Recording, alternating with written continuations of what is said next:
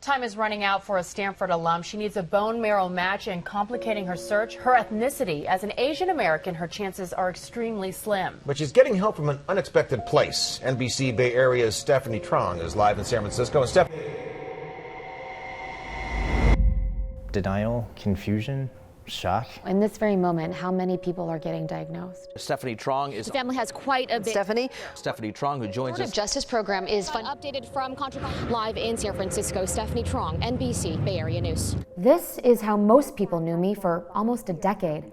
As a TV news journalist, passionate about telling other people's stories through my work.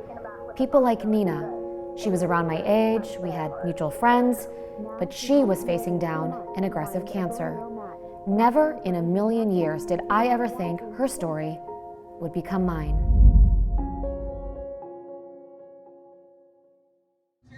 Life was always so good.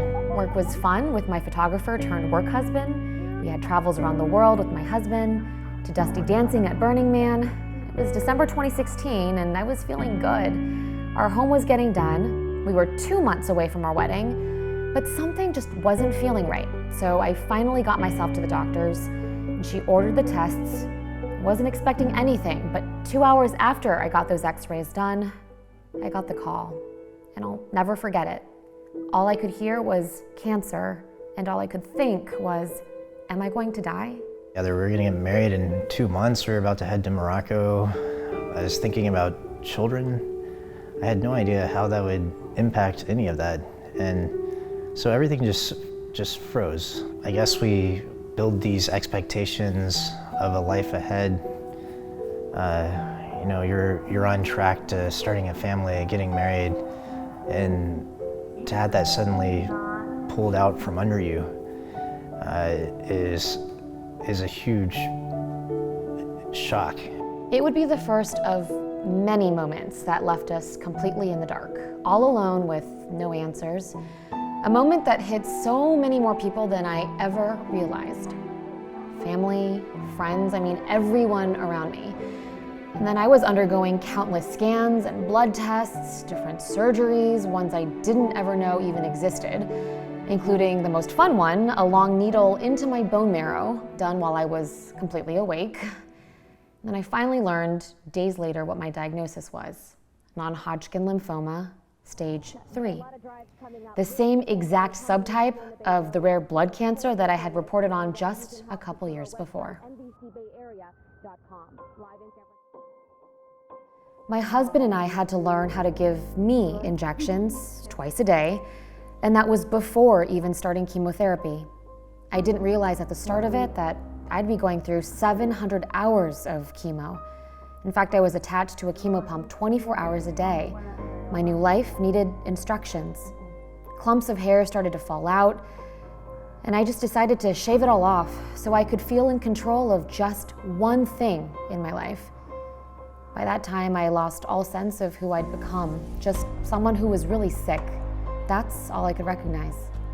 The only moments lifting me out of the darkness were moments with people. My friends and my family, of course, they were huge. But it was also the people who'd become my friends and my family, other patients, and of course the nurses. They made me laugh and helped me live in the moment, even if it was in a room full of medicine and machines. They became a lifeline. Determination and perseverance, how can you not love that in somebody? And it makes me want to be there for that patient. That patient looks to me for guidance. Sometimes they look to me for humor. Sometimes they just want to not look at me, and that's okay. But that drives me, it's a driving force for me to come to work every day because I'm changing that patient's life. A little puzzle piece of that patient's life, but it's changing that patient's life. It was only hearing their voices that made me feel less alone. And I realized my purpose of storytelling, it didn't stop with my news career. My passion was reignited deeper than before. I finally found the why for going through this hell. It was so I could dedicate my life to making it less lonely for others.